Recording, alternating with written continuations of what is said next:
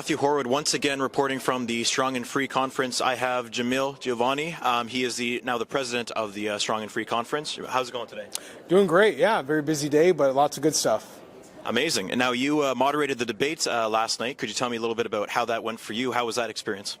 You know, with debates, you just hope that people get a chance to learn about the candidates and that they get a sense of how their ideas might be similar, how they might be different. In this case, also what sort of alternative they might offer to Justin Trudeau and the Liberals.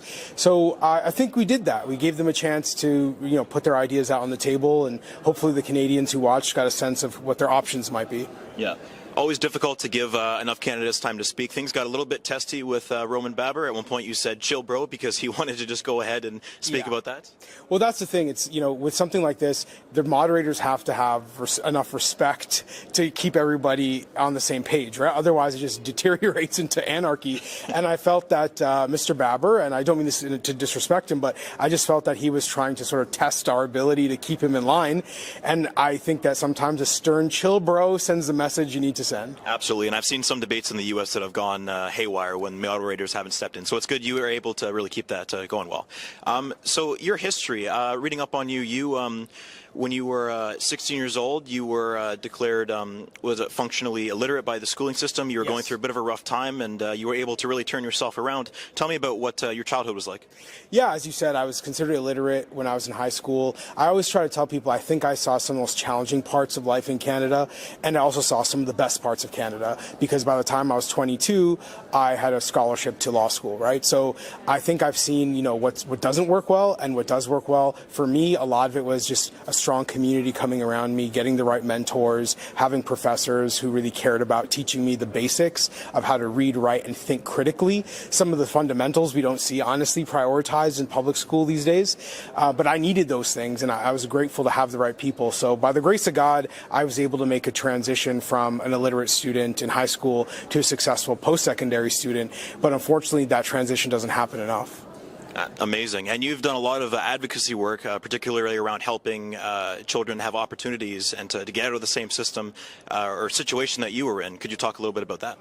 Yeah, I like to use the language of creating opportunity for people, because I think it's important we don't teach people, especially young people, that they're victims. Sometimes life deals you a bad hand. Sometimes things aren't working as perfectly or as justly as they should. But I think we need to empower people to believe in themselves and to apply their skills, to dream big, and that's what creating opportunities for people is about. And I think that's one of the reasons why it's key that as conservatives we think about economic policy that actually strengthens the economy as part of creating a more just society. Too often we separate those things, economic policy from social issues. Those two things go hand in hand. Absolutely. Now, you're also an author. Your book was called Why Young Men Rage, Race, and Crisis of Identity. I unfortunately haven't gotten the chance to read it yet. I'm a fast reader, but not that fast. So could you talk about that book and what the writing process was like and what it's about? Yeah, the book is about my experience growing up, but also the shared experiences I have with other young men in Europe, in Egypt, in the Middle East, in America. All the different things that we have in common when we're going through this similar and relatable period in life where you are lost and where there might be some negative influences trying to pull you in the wrong direction. And depending on where you are in the community you grow up in, those negative influences could be absolutely destructive. In the case of gangs or terror organizations, white supremacist organizations, young men are the targets of lots of people who want to use us to further their own agenda.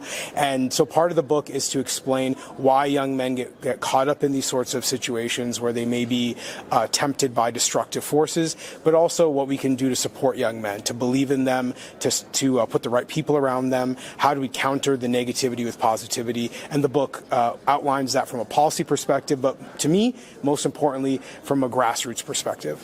Absolutely. I'd like to get your thoughts on policing in Canada. Now, you made some comments that some saw as controversial in the aftermath of George Floyd's death, where you were critical of defunding the police, that movement, the Black Lives Matter associated.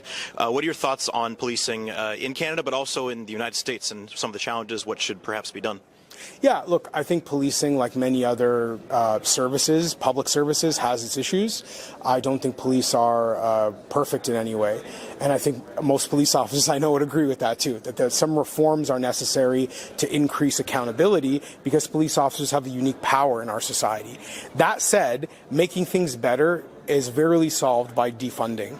And up until a couple years ago, I think most people on the left agreed with that. I mean, you didn't hear someone like President Barack Obama talking about defunding the police. But the fact that that slogan became popularized and became treated as mainstream by institutions like the Globe and Mail, by the CBC, by the City of Toronto. I mean, this just shows you how far left a lot of liberals have gone. And so for me, when I saw that slogan emerging, and not just that, but that people wanted to use black communities to justify a political agenda to defund the police, which most black people, according to polling, do not support. Most black people do not support defunding the police. And I, as a black person in public life, am I supposed to just keep nodding along as these liberals promote something that is baseless? So I took a stand against it, and it was very weird to be criticized for it, because I'm thinking here, like, do you not talk to other black people? Like, black people don't all think the same. Like, I'm not, like, this is not some unique position I was taking, and yet the mainstream liberal media kept suggesting that I was taking some sort of controversy. So I was doing these interviews with like the Globe and Mail and the CBC, and they're presenting me like I'm some kind of like rogue element in the community. And it's like, actually, most people agree with me. They're the rogues. And that's part of what I think the conservative movement needs to do, is start treating the fringe groups that are trying to push their agendas onto us like they are the fringe groups that they are, and not allowing them to spin us as if we're the small minority that doesn't have a justifiable position. For sure. So you don't think that community workers can do the job that police officers have been doing?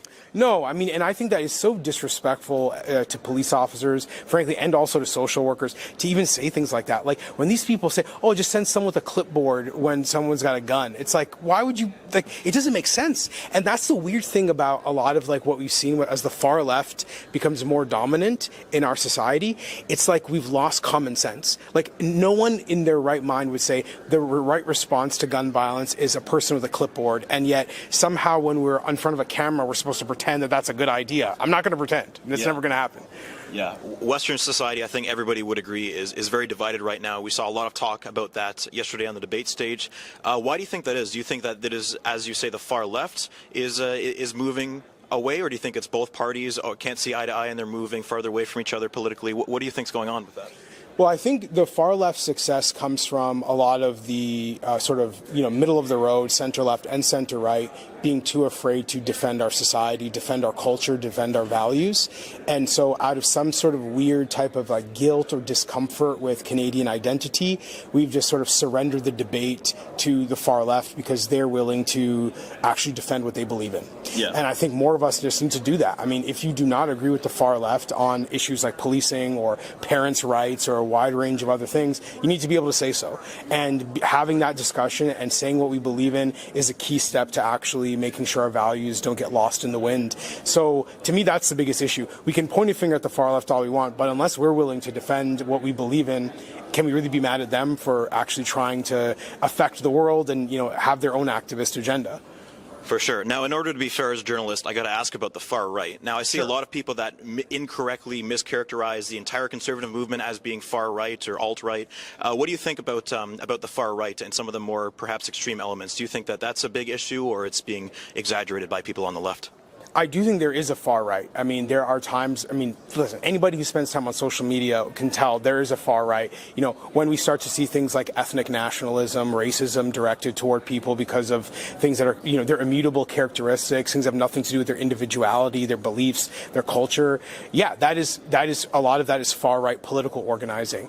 The reality, though, is, if we're being honest, which institutions in our society embrace that ideology, right? I mean, it is a fringe ideology. It is extremism.